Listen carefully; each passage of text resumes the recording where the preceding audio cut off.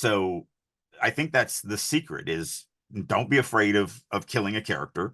And also just what I say all the time is allow the story to be as vicious as it can be because it's trying to win. And then when you put your character in a situation where you look at it and go, I don't know how to save this character, you should be very happy about that because now you're gonna have to spend days, weeks, months trying to figure out how to save that character. And when you do figure it out, it's going to be this magical moment for the audience.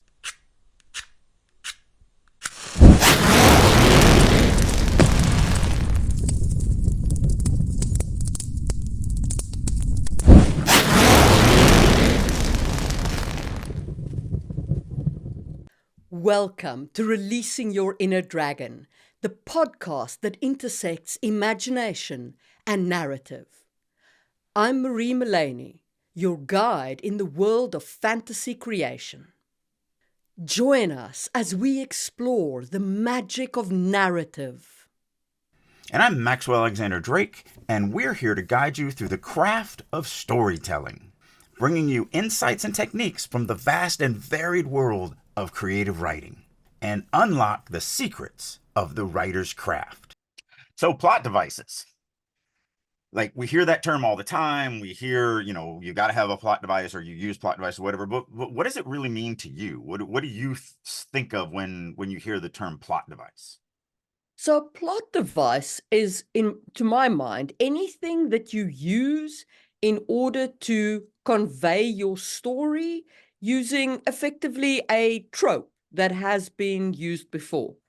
Now, we call them tropes and we speak of them as though they're overused, but plot devices are still a critical part of storytelling, to my way of thinking, because what a plot device does is it helps the reader recognize what's going on in the story. It helps hook them into the story. Maybe they're looking for a friends to lovers or enemies to lovers story. Maybe they're looking for a chosen one story. And when they recognize it, they immediately feel comfortable and at home. It resonates with them.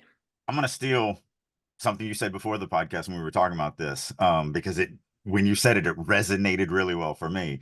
But you said it was like the four chord song or whatever that it just picks up, and it hit me hard because I never thought about it like this. But I listen to alternative music. I listen to whatever the current day is. So I started off back in the 70s with punk rock, and then moved into grunge, and then moved into whatever, and now it's alternative music.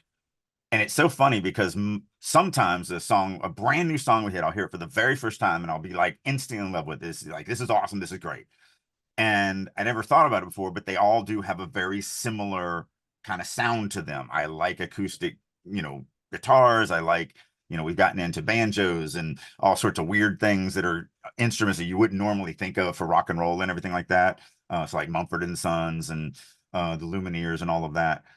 But then there's always, and it happens like often, at least once every few months, I'll hear a song for the first time and I go, ooh, I don't like that at all. And because it comes up on my Pandora, because it's programmed to give it to me anyway, I'll hear it again and I'll be like, I don't really like this song. And then I'll hear it again and again and again. And inevitably, sometimes not, but almost every time, I'll get to the point where I like, oh, this is my jam, and I'll turn it up. Like the song that I hated 3 months ago, 4 months ago, and I've just heard it. And so when you said that, it made me start thinking, okay, that's actually a really good analogy between plot devices and just the reader. So we all have seen these tropes, that's why they become tropes, because we've seen them so many times. But if it's something that's comfortable, fantasy is rife with the farm boy trope or the chosen one trope or the whatever. They're comfortable. So as long as we're not over them, as long as we're not just like, oh, I can't do another chosen person story, I'm done on one. As long as you're not to there, then you fall into it very quickly. And that's where the writer, I think, takes such a big risk when you don't use any of them. When you completely go off on your own, you're really putting that song out that doesn't follow the traditions of music. And so a lot of the instant reaction is going to be, I don't like this. The difference is a song is 2.5 minutes, 3 minutes, and you'll hear it many, many times. A book is hours of commitment. And if I don't like it, I'm probably never going to hear it again. I'm never going to go back to it. So that's where you run the risk of that. And so for me, tropes and plot devices are things that, and I guess we're going to need to separate some things. So my mind just went down to the fact of there's also plot devices that are just tools, that they Mm, aren't like the chosen one. So like um Chekhov's gun, or whatever, the save the cat, mm. um or kick the dog. Like, these are tropes, but they're not really story tropes. They're moment tropes that you're going to use, and you're going to use them to fix. So I guess we need to talk about kind of two different But levels of them. they serve the same purpose, Right. because what they do is they illustrate to the reader in a way that the reader has been trained by the entire genre to understand. Yeah. Well, I think it also, yes, but I think it also gives them what they don't realize they need when they need it. So, like the Yeah. save the cat moment. Saving the cat is because you might have lost the reader's connection to the character. Your character is, morally gray or whatever, and they still need to want this person to succeed. They want to follow them. So you throw in a save the cat moment, and the person like, oh, they saved the cat. They're obviously not as bad as I thought. Or if you're going too shiny, then the kick the dog works out really well, where it's like, oh, okay, all right. So they're not like, because you do that when you feel like the reader's gonna be like, wow, this person's just unrealistic. There's no way they would succeed because they're just too goody two shoe and too shiny, clean, and too, for lack of a better term, lawful good paladin. And that's unrealistic in this. And it's like, oh yeah, but they kick the dog. Okay, yeah, no, they're human after all. So Exactly. so yeah, that's the other thing, is it does, and that's what the hero's journey does. That's what all these different things do, is they give the audience kind of what they need when they need it, or they make it believable. So the farm boy trope is a perfect example of that in fantasy. For me, it does two things majorly. One, it's believable. You get to really grow that character from somebody who knows nothing, who can do nothing, who's never fought, never done magic, never done anything. And then you can, believably build them, hopefully. Um, Obviously some books, they do it too quickly and it's unbelievable. But the other thing it does for me is, when you're introducing a new world with new physics and new geometry and new geography and new political and religious and everything like that, you need a character that's an idiot, that doesn't know anything, and who doesn't know more than a farm boy that's never left the farm. And so that gives you that anchor character to answer those questions. Also, what the farm boy does, and where it lends itself really well, is where you have a more external growth arc. So you have a growth arc of learning skills, going from the little itty bitty dude to the mighty hero, and that obviously has an internal component as well, but it also has an external component, because a farm boy is equipped with farm boy skills and needs to learn a whole set of new skills in But order let's to grow into the world. let's bring that back to like, why are we using this? Because all those are great for the storyteller, but the reality is, I think one of the big things that plot devices bring to the table is reader fulfillment. Like, we all want to fantasy fulfill that moment where we start off as the child and move into the competent adult. Because that's really what we're doing with the farm boy trope.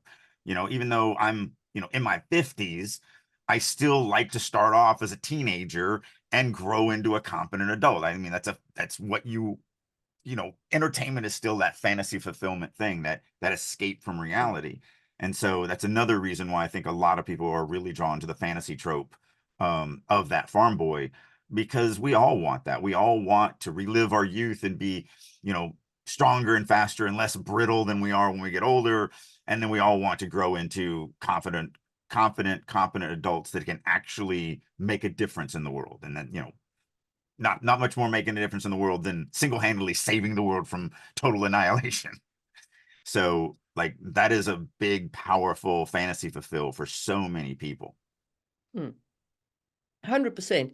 And I mean, that does lead us also into the chosen one. And the chosen one is a fantasy fulfillment of being special. Hmm. Right. And it doesn't even have to be like the prophesied chosen one who's chosen to save the world.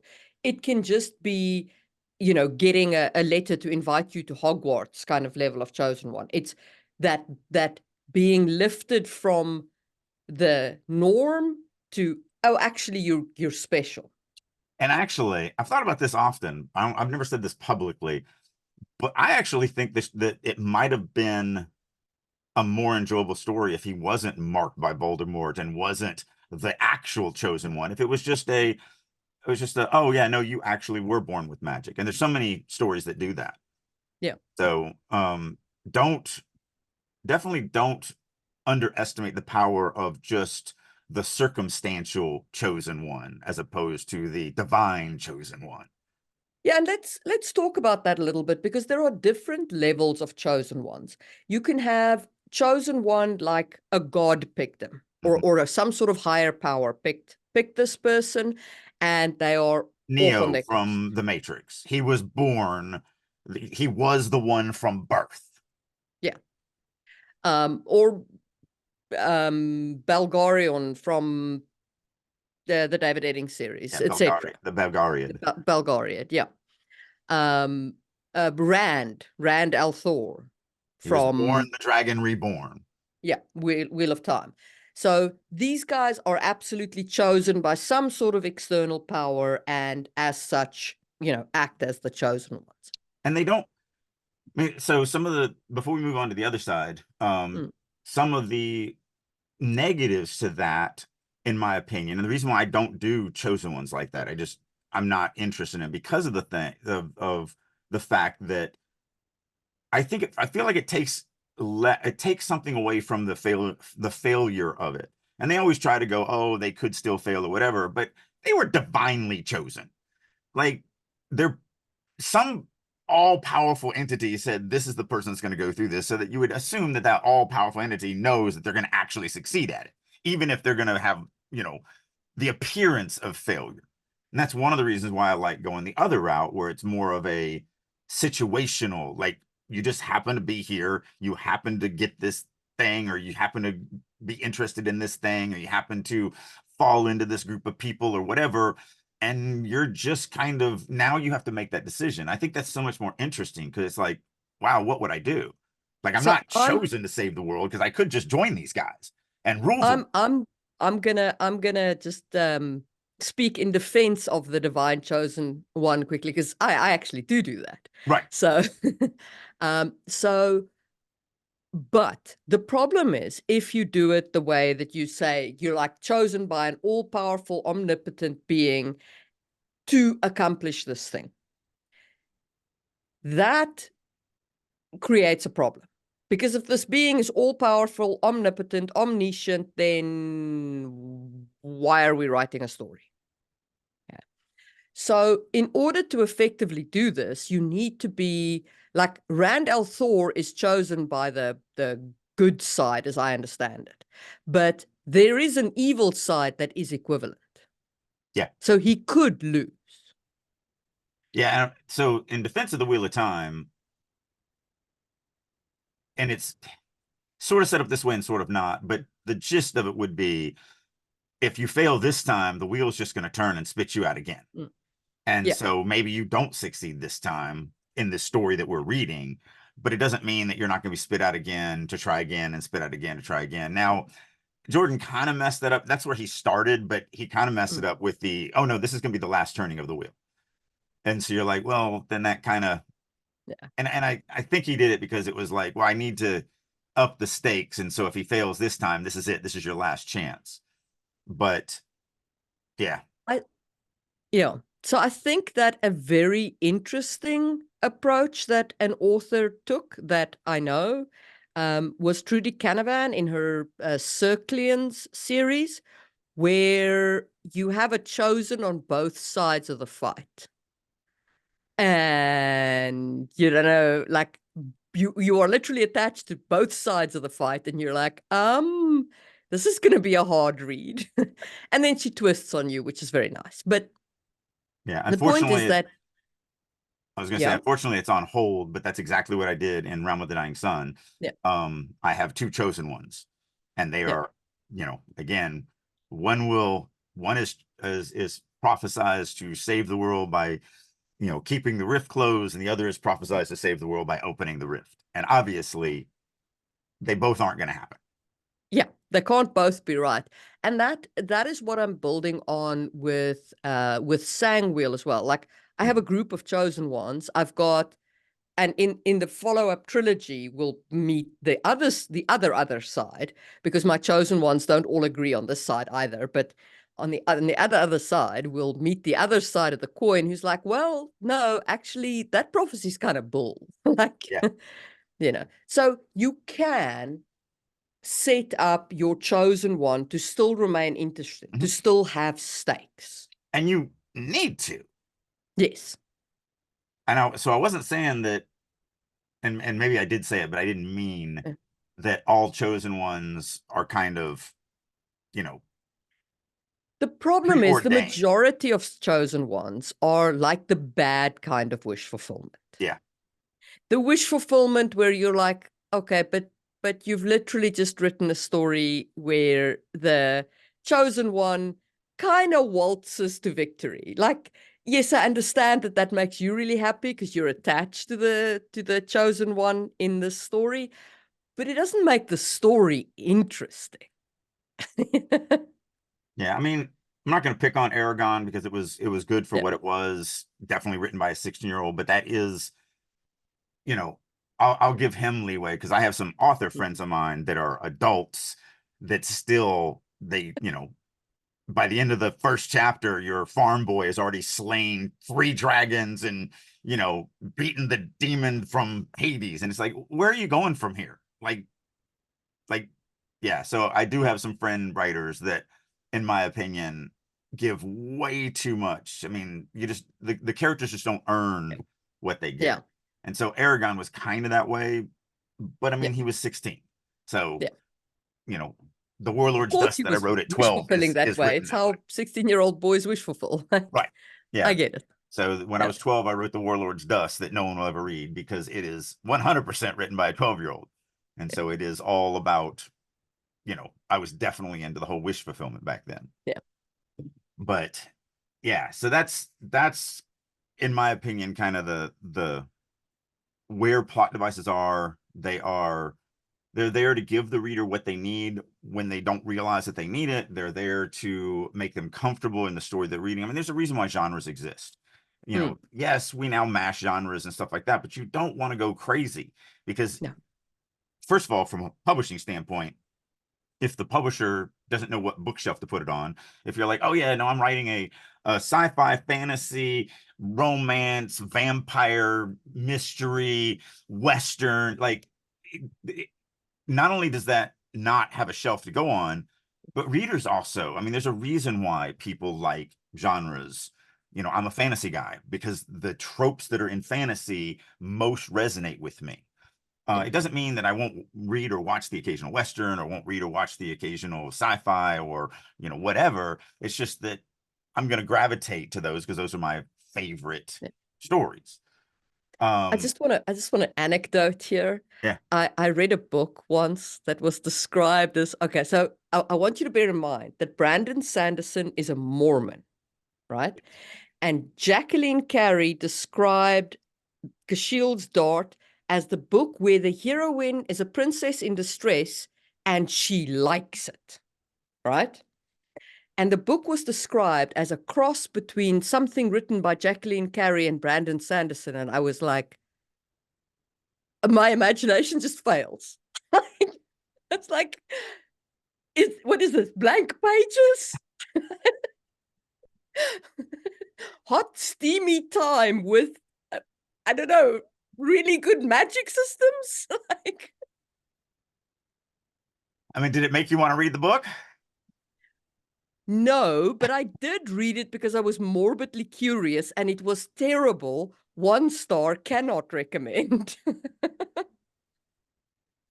Yeah, there's just some, it's like dipping your chocolate in ketchup. I just, or worse for me, dipping your chocolate in mustard. Yeah, There's just that, some that things that just don't go well together. Um, but you know, mm, but that is what tropes are. That is what that's what our plot devices are. They are tools that we use. mm. But that does lead us to some things.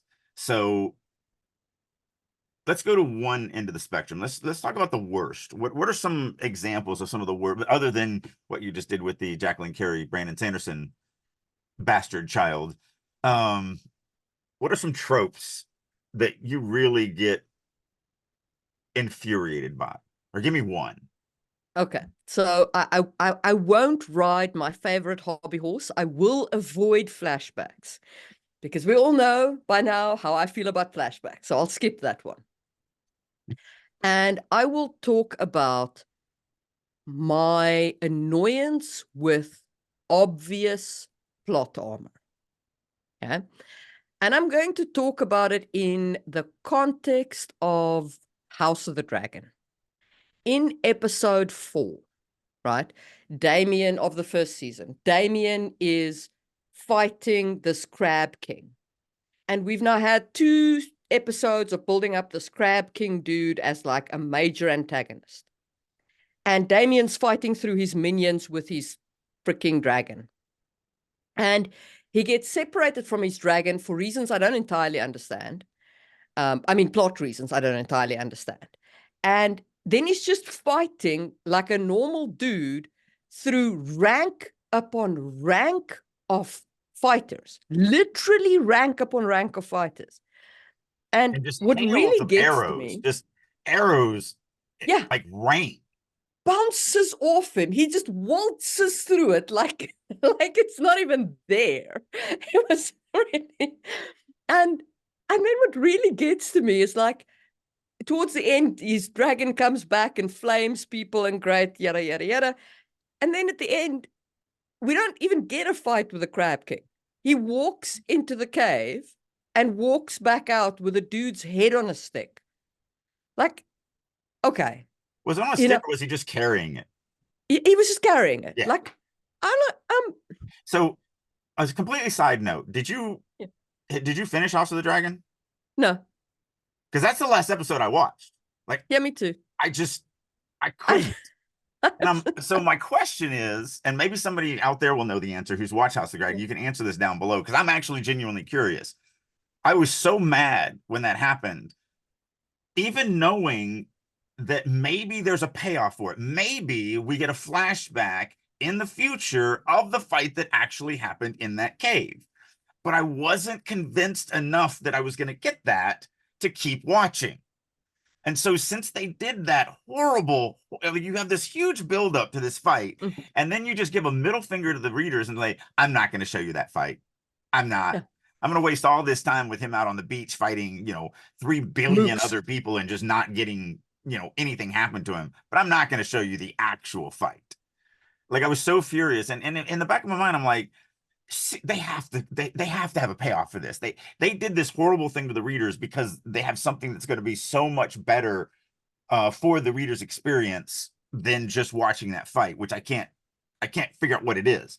And so, since I've never watched beyond that, I've always been curious, did they actually have a moment where they paid off, where we either got to see that fight, where we got to experience something about it, something came back. So if anybody's watched House of the Dragons further than that episode, let us know if they ever pay that off, or if it's like, nope, it was just a middle finger to the readers and you were good for rage quitting on them. Yeah.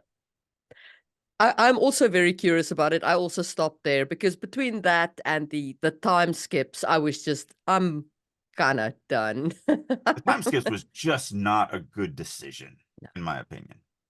No, it wasn't. But that It, goes it to the non-linear storytelling, or I mean, it was kind yeah. of linear, but in a It's weird linear, way. but so time skips are their own device, and I understand the need to time skip. Like sometimes you need to time skip. I get that, but they did it very inelegantly.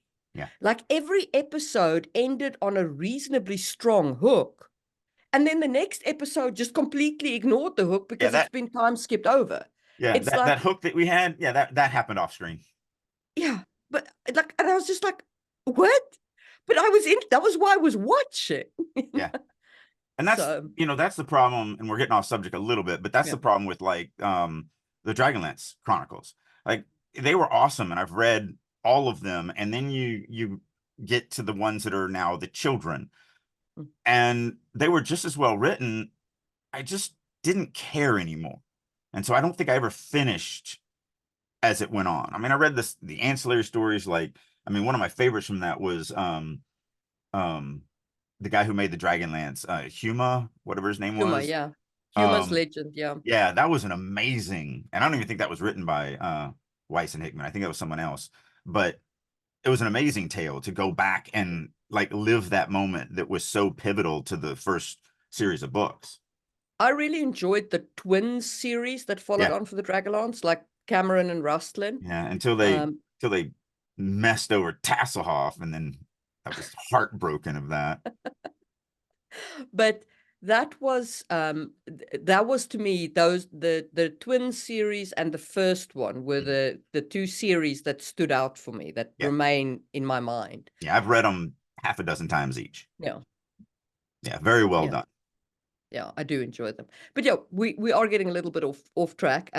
We were talking about plot Plot armor. armor. Yes. Now, obviously, I do understand that your hero does need a certain amount of plot armor. Everybody gets that, you know. But try to make it less obvious. You know, if your stormtroopers all have to miss in order to for the hero to survive, like they did in Rebel Moon, and yes, I know they weren't stormtroopers, but they were stormtroopers. All of them missed everything all the time. Yeah. If that's what you have Well, to do in order it's to so bad that save it's a your trope. I mean, a character. meme. Hmm? It's so bad that it became a meme. Yeah, This is exactly. before memes even existed. Exactly. So don't do that. Yeah. Like, if the plot armor is so obvious, the reader's going to roll their eyes and not be impressed, Yeah. in my opinion. That is so. I think we should also talk about not only just what the worst is, but what are some ways to kind of get over it. Because that's one thing that I think I I always hate saying that I think I do well. That's one thing that other people think that I do well, is the fact that since I do kill off main characters, and I do it very specific. I'm not George Martin where I just kill off everybody for no reason whatsoever. So eventually you're just like, yeah, don't get invested in the characters. Just read for the story. Don't get invested in characters because they're gonna die. Like I don't do that. But by strategically killing off the occasional, you know, POV character, and then also never allowing plot armor to be a thing, the audience is always in that, well, I know he kills off characters, and I know that this is a situation where I have no idea how this guy's going to get out of this or this girl's going to get out of this. So obviously, I'm now terrified because I like this character, and I don't know if he's going to screw me over again and take away another one of my really good characters. So I think that's the secret: is don't be afraid of killing a character, and also just what I say all the time is allow the story to be as vicious as it can be because it's trying to win. And then when you put your character in a situation where you look at it and go, I don't know how to save this character, you should be very happy about that because now you're going to have to spend days, weeks, months trying to figure out how to save that character. And when you do figure it out, it's going to be this magical moment for the audience because they're going to get it all at one time. So again, I always say genius isn't written, genius is edited. Well, that's a part of that editing process where it's like I put this character in the situation. There's no way. Like they're dead. I can't save them, but they can't die because this is not a character I'm killing. And so by forcing yourself to have to really dig deep and, really try to figure out how this character is going to save themselves, when the reader reads that, it's freaking magical for them because they obviously have no idea, just like you didn't, when you ran into it. The difference is they don't get to the next 3 months to try to figure it out. They only get a couple pages. And so they think you're brilliant and genius and they love your storytelling because you forced yourself to work harder as a storyteller. So I'll give you a great example of like plot armor done well. Um, in Blue Eye Samurai, and I know, but I Fine. really like the show. So in Blue Eye Samurai, there's a scene where the titular Blue Eye Samurai plus the guy samurai, and I'm just going to call them guy and girl for the moment. Guy, girl, and minion are the important people. So the guy and girl are trapped, okay? And they've got archers on the cliff firing arrows at them, okay? But they grab this huge pot shield, this huge pot lid, and use it as a shield that they both crouch down behind. And then they count how long it takes for the archers to reload, and they run with their pot shield, and then they crouch behind their pot shield, and they take the arrows. And they keep doing that. Okay, so you're like, okay, I can buy this. Sure, like, there are arguments you could make against it, but I can buy this as a Yeah. plot There device. isn't one archer up there. It's like, I'm just not going to fire with everybody. Yeah, See what they're yeah.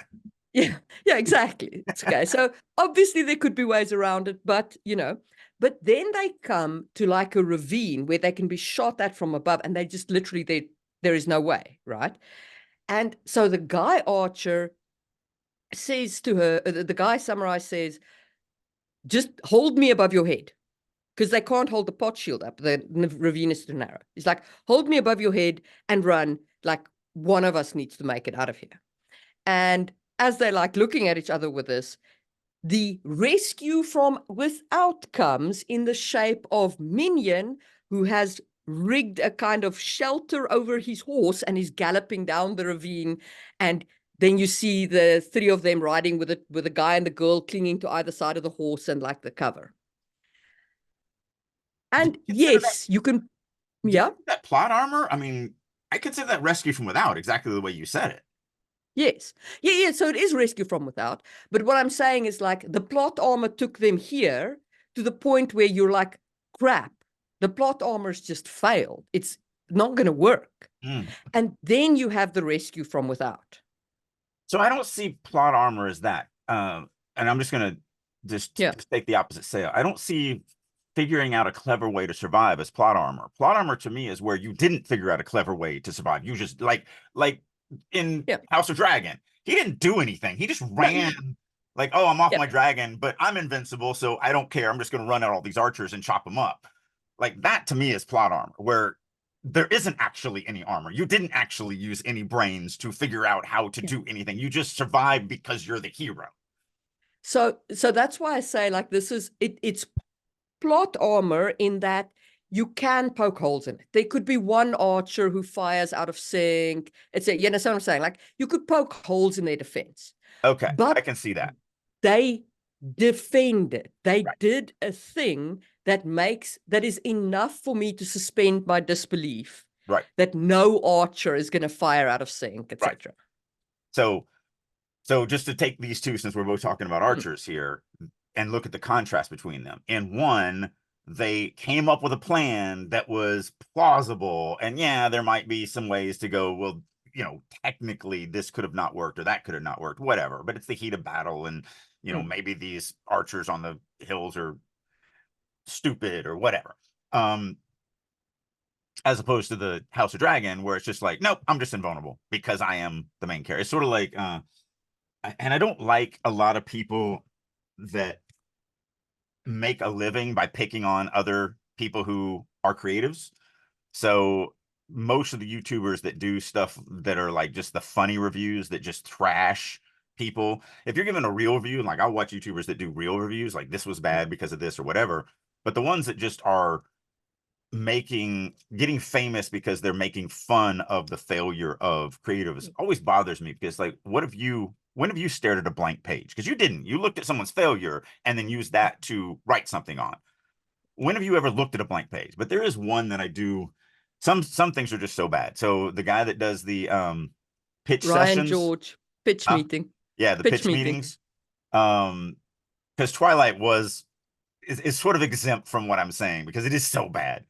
But he does a pitch meeting. If you haven't seen it, the pitch meeting for the Twilight movies, and over and over and over again, the one guy will be like, well, wait a minute, why did they fall in love with her if she's not very good looking and not interesting, all that? Oh, because she's the main character. Oh, right.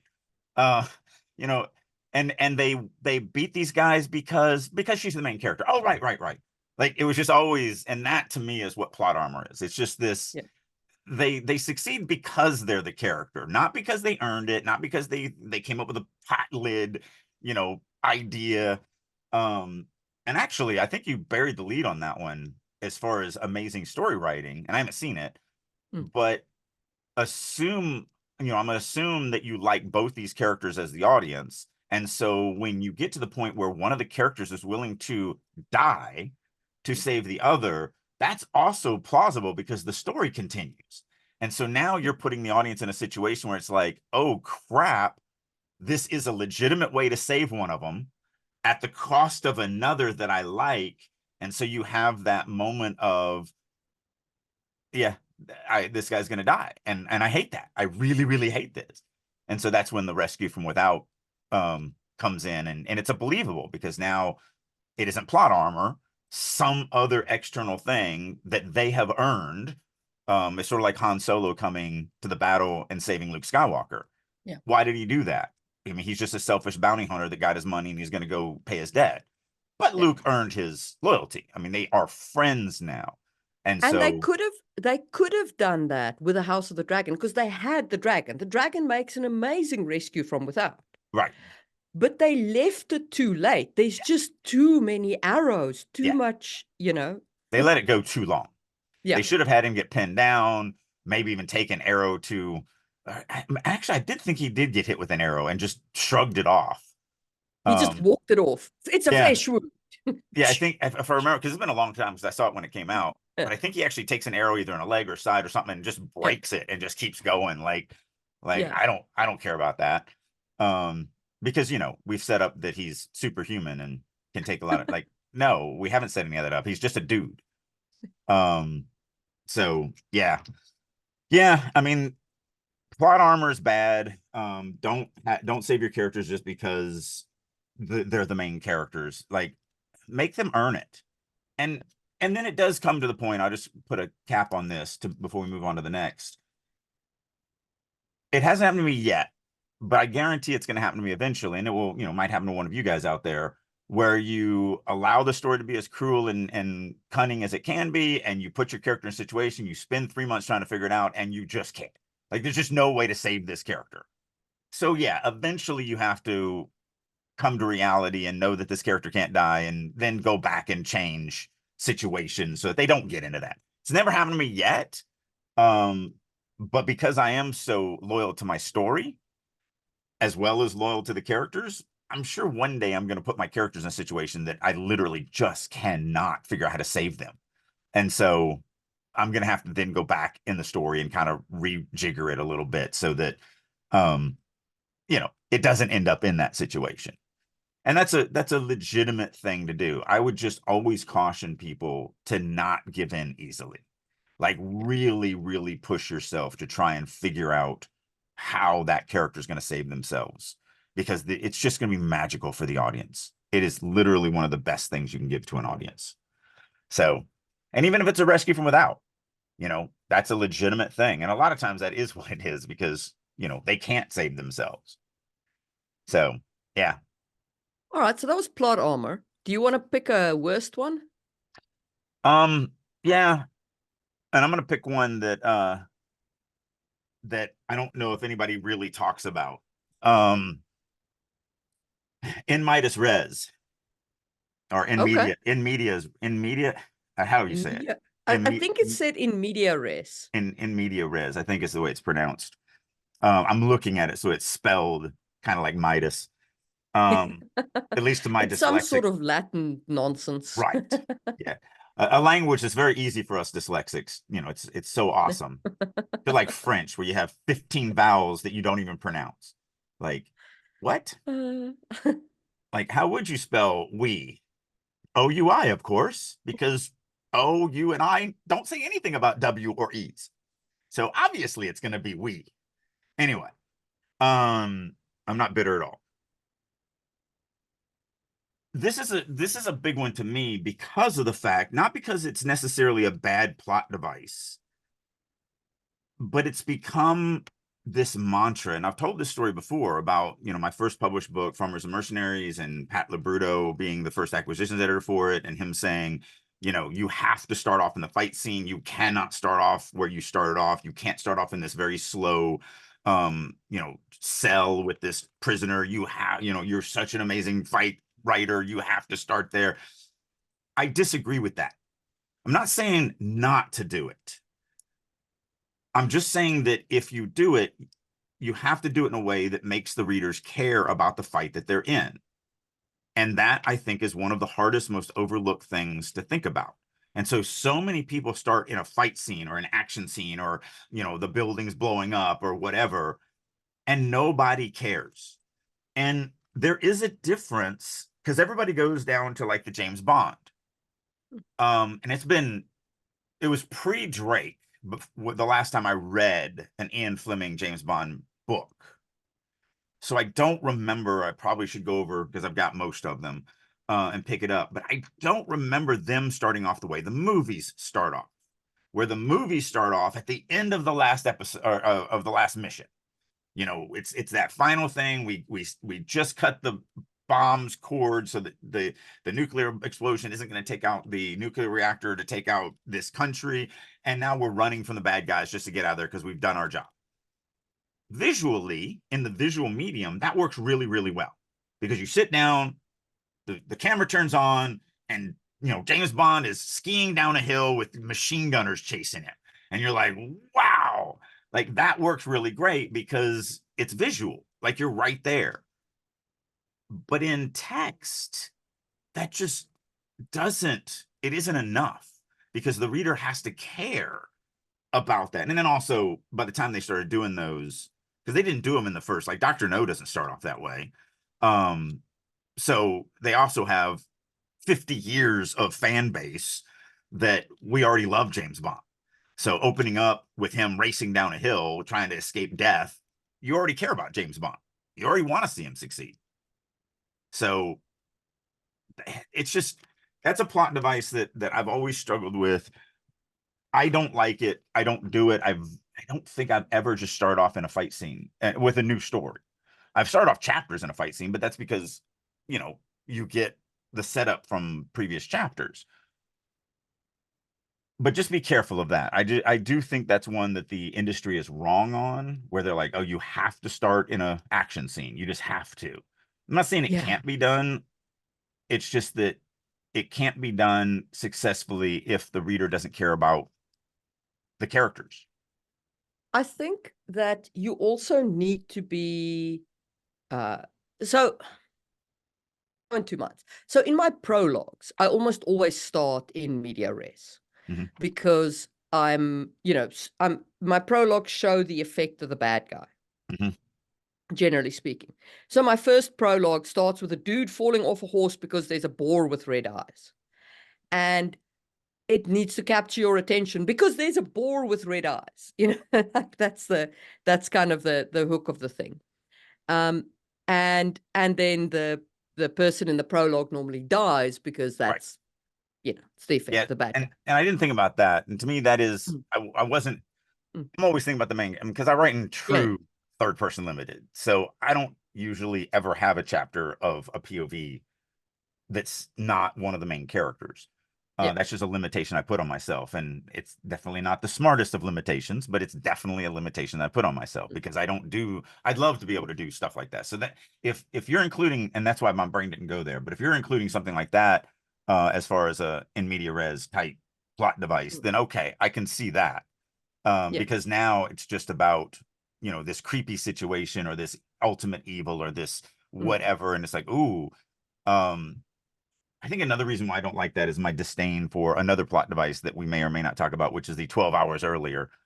Um, because that's kind of that thing. It's like, I'm going to show you the villain, and then now you already know where we're going.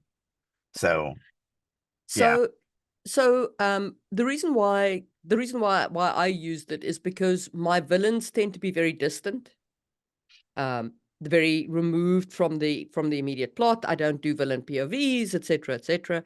right. And so having the prologue allows me to show the reader the actions of the villain Right. having effect. But I never do like a future action or whatever. They're like, it's Right. chronologically Right. sensible. Right. Yeah. Um, and so I do use in media res. I also use it sometimes as a chapter start. Like I will, let's say a character is in a training session or whatever. I'll pick up the training session at the end of the session Yeah. and just be like, I mean, you've done it in your second All the chapter. time. Yeah. And that is also starting in media res because it's starting the chapter in media res. Right. That Right. I feel Yeah. is very, very different from what I'm talking about. Because I do that, Yeah. like 50% of my chapters start off in an action scene. Yes. But not their opening chapters. Well, Yes. I say that, but technically, Alyssa's opening chapter, she's running from three guys that are going to do horrible things to her. Like that's where it Yes. starts, is she's just running for her life at the very Yeah. beginning of that. But that's chapter 14.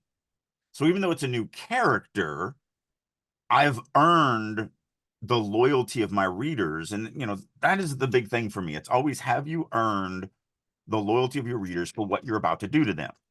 So if I'm going to expect you to, I'm going to introduce a fifth character now, because that's what she is. She's the fifth character introduced. Have I earned your loyalty enough to know that you're going to love this character? Because I just introduced 4 characters over the last 13 chapters and you love all of them. Will you give me a little bit of leeway now that I'm going to introduce you a character without introducing you to her, and guarantee, you hope that I'm going to do my job like I did with the other 4? And have I earned that, loyalty from me? And I think I have at that point. So I guess it really comes down to me. The reason why I'm so much against the in media res is you have to earn the ability to do it first.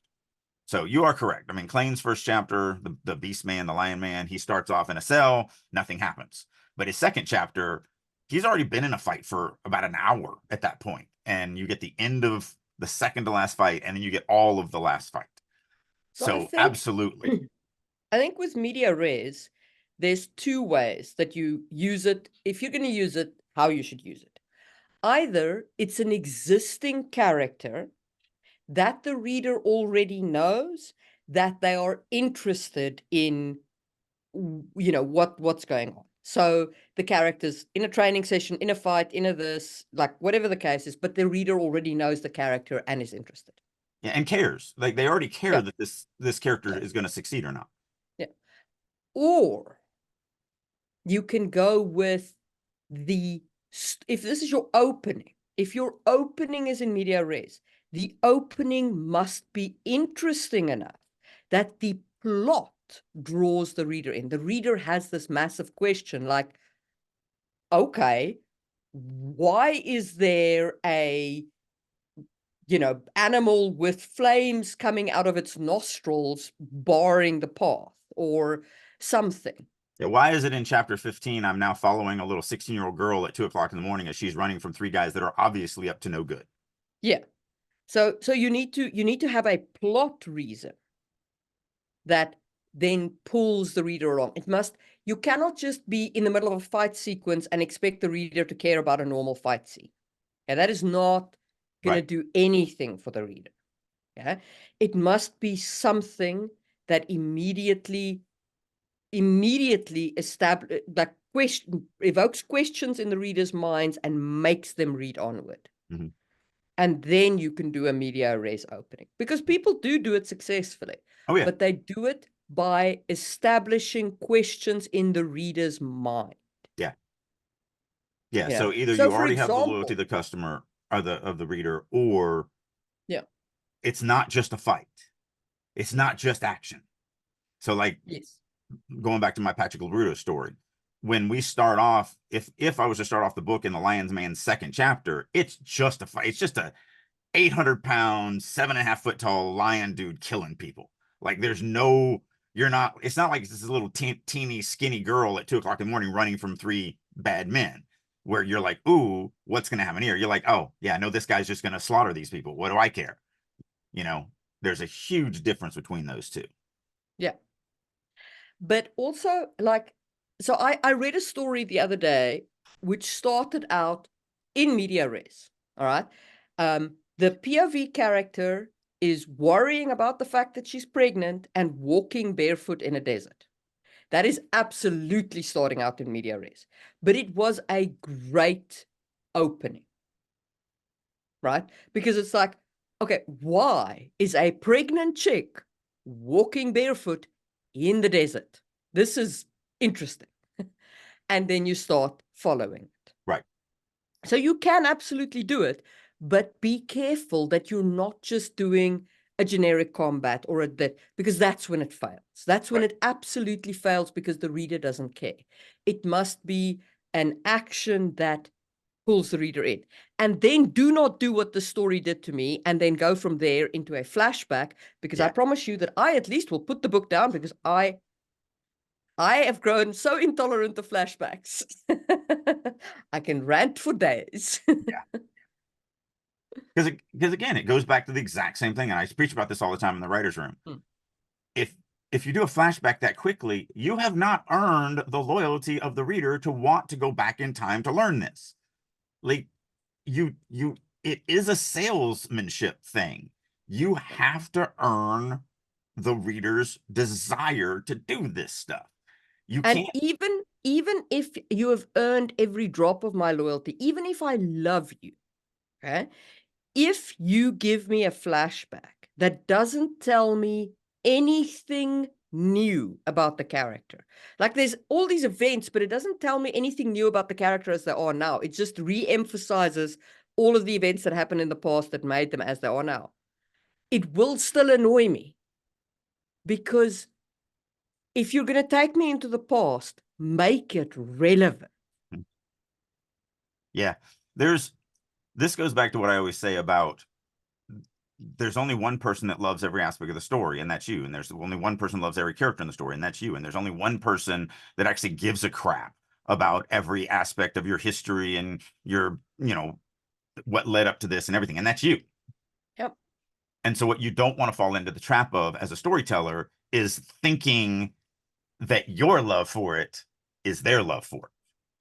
So I think that's one of the reasons why I have such a high hook rate, is because I don't care what I love about the story. I'm constantly going, have I forced the reader to care about this aspect? Have I forced the reader to, give a crap that this history was the way it is, or that this person is the way it is, or, that I'm going to start in this action sequence or whatever. So for me, it is, and I say it all the time, there's only one thing real in the story, the reader. Everything that I write is only for them. It's to impact them. It's not to actually have the character save the world, because the world's not real, nor is the character. It's not actually to learn magic or whatever, because magic's not real and the character's not real. And like, it's only to make the reader feel something. So why does the character learn magic? So that the reader feels something. Why does the character save the world? So the reader feels something. Why does the character start off in action? Because I'm going to make the reader feel something. And so that's what it comes down to every step of the way.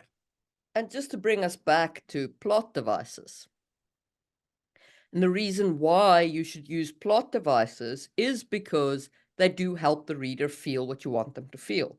Yeah. But the reason why you should be careful of plot devices is because used badly, they make the reader irritated. Because if the reader, so I think this is your rule of thumb. If the reader can, a normal reader, not a critiquer, not, another author, it's still subjective. reader. You always have to know it's subjective. You're never going to please everybody. But if a reader can read it and go like, this is the plot device you used, you've probably done it too on the nose, and you need to go and rework that to better hide the plot device. Yeah, that is a great piece of advice. So one of the things about this topic that I'm realizing as we get deeper into this, this is gonna have to be a two-parter, if not a three-parter. Yes, because we are out of time on this one. But we haven't even touched our list. No. Like we have so much. So what do you think? We should do this. We'll carry this on to the next episode. I think we'll carry this over to the next episode. And if you don't want to miss that, make sure to subscribe, hit the bell notification button, or add us to your favorites on your podcast platform so that you will get the next episode when we continue to talk about plot And devices. all of our stuff, if you want to help support us or, see what we're doing or whatever, links are down below. We read all the comments. We have an email address, releasingyourinnerdragon@gmail.com. So, feel free to reach out to us. One of the things we haven't done in a while that we are going to get back to in season 4 here is we are going to start doing some live critiques. So if you want us to take, 3, 4, I always say 800 to 1,000 words, but we never get past 300 or 400 words. So if you want to send us, you can send us whatever, but if you've watched any of those, we rarely get past 300 or 400 words. But we will be doing some episodes of that in the future. We didn't mention any of this in the last episode because we were still kind of rushing to get it done. But hopefully you guys have noticed that we've rebranded. We've got some new ways of doing things. We've reached that level where we actually have brought on somebody to kind of be the producer of the show and help us organize some things and everything like that. So, I'd also love some feedback on that. Like, what did you guys feel? If you are on YouTube, did you watch the new little intro trailer? How do you like the way we're starting the show off now? Any Do you like feedback? do you like more of the structure, the thumbnail changes, etc.? Yeah. And yeah, let us know all of that in the comments down below. And do please send, in fact, if you have a novel and you want to send us your first page, you can absolutely do that as well. Like we can do a whole bunch of first page critiques. Yeah. Yeah, that's just you remind me, that's one of my favorite things. So before the shutdown, I did a lot more live events than I do now, mostly because during the shutdown I had cancer. So my life has changed a little bit. But one of my favorite things to do when I was a guest at writers conferences is they would put me on a panel that was first page reads, and I'd be the only writer on it. Normally it would be either publishers or agents, and then I would be up there as the writer. And somebody would, everybody submitted first pages, and then the agent or publisher would raise their hand when they would reject it, when they would be like, yep, this is the moment that I would stop reading this and send a rejection letter. And the funny thing is that I always got popped because I'm almost always the first person to raise the hand. And I'm the writer on the group. I'm supposed to be the nice one, not the Simon Cowell. And the attendees would always pop me for that. What they never knew was when we were talking about this in private, every publisher and every agent were like, yeah, I would, when you did, I would have done it. But, we're in front of all these people, so we want to be a little nicer to them. And I'm like, yeah, it's not my job. I'm not an agent. I'm not a publisher. I don't need to be nice to another writer because I'm not here to, like, you're not going to get anything from me, but the truth.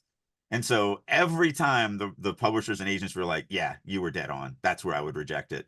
And yet they let it go a little bit longer because they didn't want to seem like jerk faces. But I'm not rejecting anybody. So I can tell you exactly when an agent and a publisher is going to reject your manuscript. Yep. So that would be really fun to do, some kind of, like, if we can get 5 or 8 first page reads, we could read the first page and then we could talk about like when we feel like the agent or publisher will reject it, And why, yeah. and maybe some options to strengthen it up or whatever. So Yeah, yeah, so by all means, that would be send us fun to your do, first pages. because I did enjoy doing that when I was on Yeah. those writers panels. All right. And I think that is a wrap for this episode, and we will see you soon for another one. Bye. Thank you for tuning in. This is Marie Mullaney, your co-host on this literary adventure. Our goal is to provide you with valuable insights and discussions on writing. If you believe in our mission, please like and subscribe our podcast. Sharing our episodes with your community not only helps us grow, but also contributes to a richer, more diverse conversation about storytelling. We appreciate your support. For a deeper understanding of the topics we've discussed, head over to Just in Time Worlds on YouTube. It is a treasure trove where fantasy meets history and science. Every Tuesday, you'll find new videos that delve into the intricacies of world building, drawing from our rich real-world history. Whether you're a writer, a role player, or just a fantasy enthusiast, Just in Time Worlds offers unique insights that will enrich your perspective. Check it out and join the journey of crafting incredible worlds. If you are ready to take your writing to the next level and work with a group of highly motivated, dedicated writers who are all working to not only improve their writing, but improve your writing, plus you get to work with me on a weekly basis, then I'll encourage you to check out writersroom.us.